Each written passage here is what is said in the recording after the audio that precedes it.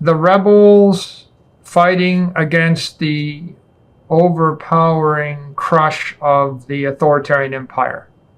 And yeah, that theme I think resonates.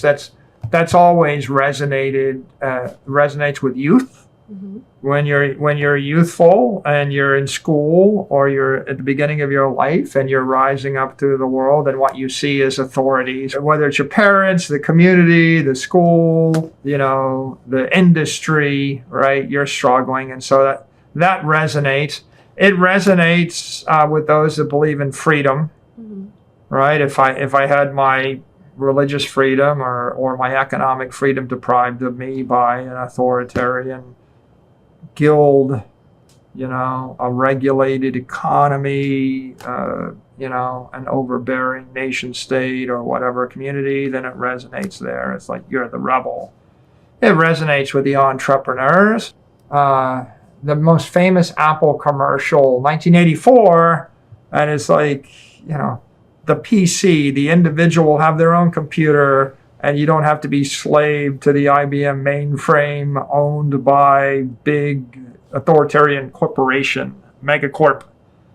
And so I think that's a very powerful theme. I think it's constructive and empowering and inspirational.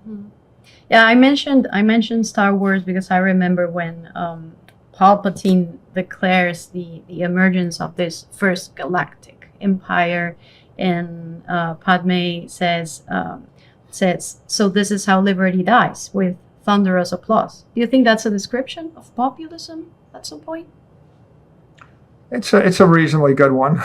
Mm-hmm. Generally, authoritarians never think they're authoritarian. They think that they're imposing a new rule of law to save the people from themselves or from some other greater enemy.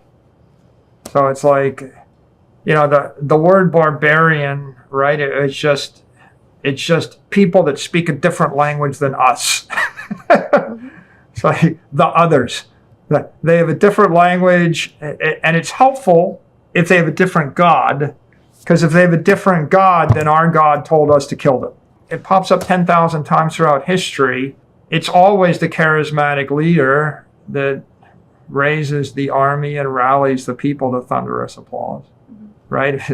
There's almost no example, where a nation starts a war where everybody's not applauding.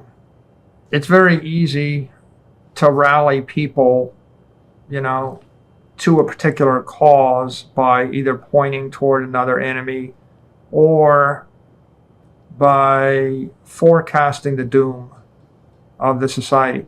We need this law because otherwise, we will boil the oceans, or we need this law or else we'll all die of this disease, or we need this law or else the barbarians will kill us all, or we need this law or else we'll have chaos and disorder. And there's always a justification.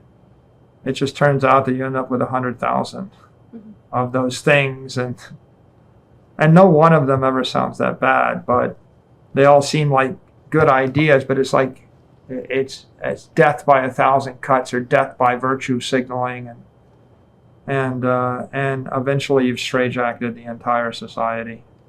I'm reminded, even Frederick the Great was admired by Voltaire, and Voltaire was this great iconic, progressive thinker, right, of the 18th century, foreshadowing the French Revolution. And Durant, in his Story of Civilization, he has an entire book dedicated to the age of Voltaire.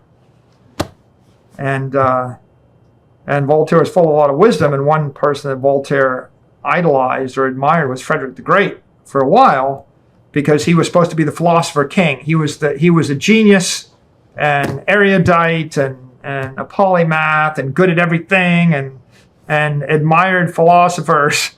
And then there's a point where Frederick the Great just randomly declared war on a neighboring country, and his justification was, well, they're not attacking us now, but if we don't declare war on them, they eventually will attack us. So we have to attack them first.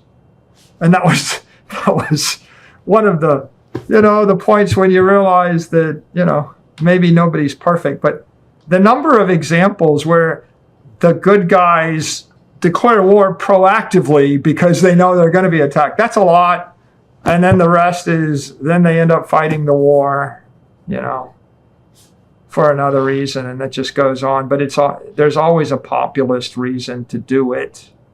And there are always unintended consequences.